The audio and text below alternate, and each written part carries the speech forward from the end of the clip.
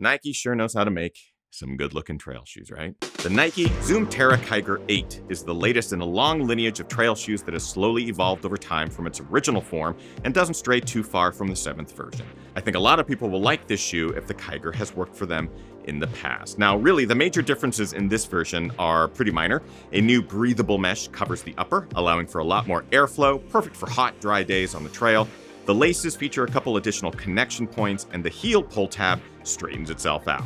Otherwise, it's the same low-slung shoe featuring a React midsole, air zoom pocket under the forefoot, some minor rock protection under the heel, and an outsole that's forgettable in inclement conditions.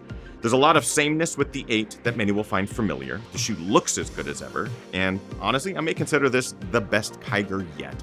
A perfect race-ready trail shoe. But those claims come with some important caveats that I'm going to cover in this review. Let's dive in.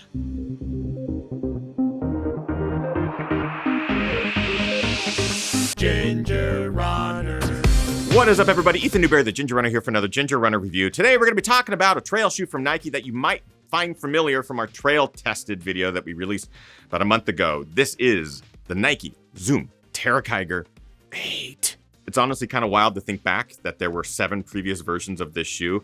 There have been some jumps in how it has been designed over the years, but the last few versions have really kind of stayed the same.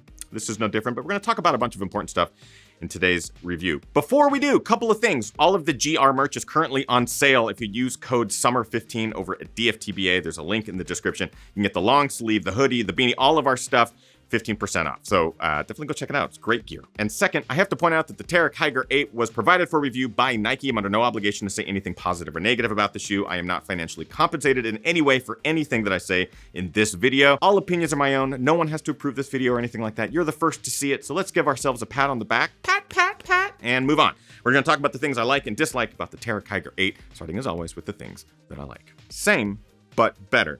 So the Terra Kiger 7 was a good shoe. I think the Terra Kiger 8 is a better shoe, ever so slightly, but it will feel almost the same as the 7th version. The things that they did change on this, which again are very subtle, it's the upper, some of the connection points on the laces, the heel tab. I mean, the changes are very minor, but they're important changes because they do help the shoe work better on my feet, feel more comfortable, fit a little bit better. So it's going to give you that same Kiger experience, but better. Breathability. So this new mesh upper, you can pretty much see through it. It's 2-layer, same as 7th version. It has this more rugged, durable, wide open weave mesh upper. Previous version was a much tighter weave and didn't allow a lot of airflow through. And then there's a very thin sort of protective layer on the inside that protects your foot. Those 2 layers of fabric help the shoe open up more, just breathe better, especially in hot weather.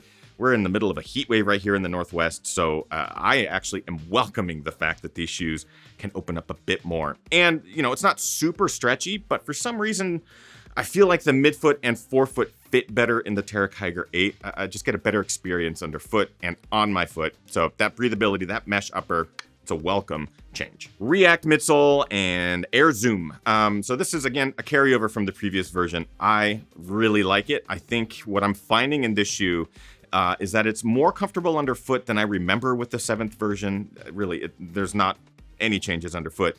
It just feels good, but not necessarily for the longer efforts. It's certainly a go fast sort of race day effort shoe.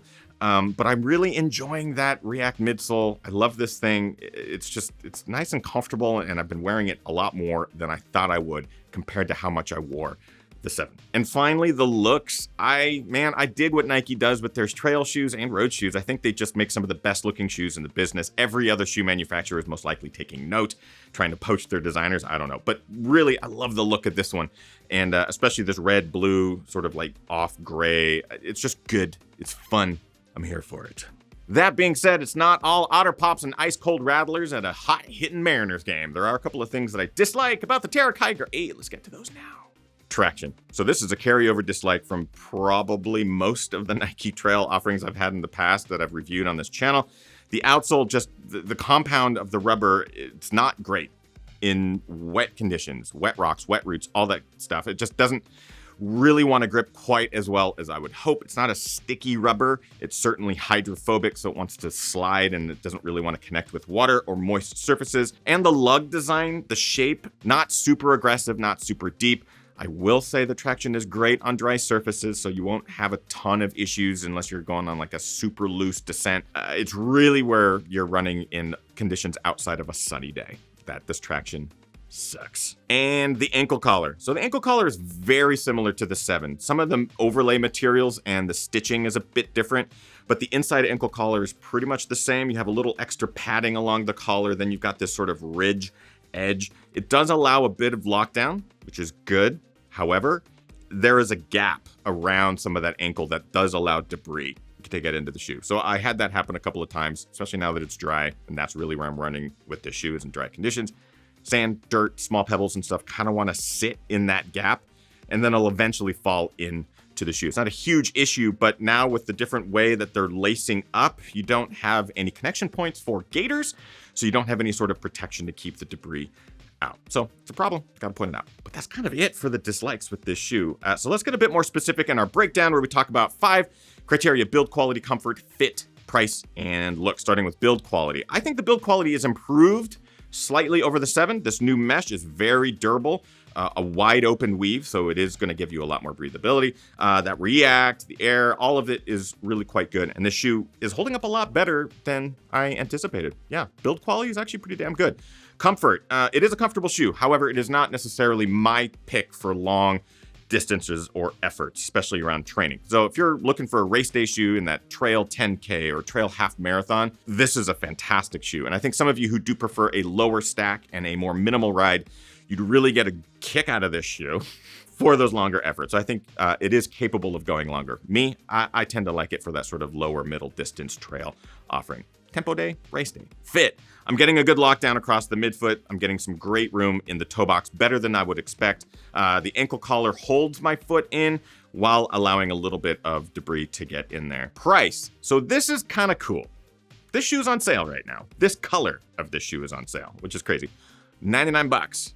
So it's on clearance. I have a link in the description. It'll take you over to that clearance sale. That's a great price. Normally 139, not necessarily a great price. So get it on clearance right now. Even the Kiger 7 is cheaper than that on clearance. And finally, looks. I love the looks of this shoe. And I think all the color versions that Nike's coming out with in all of their trail shoes, there's usually a color version that's just super standout, very cool. The design is fantastic. So I always love what they're doing with the look of their trail shoes. This is no exception. Bringing us to our conclusion.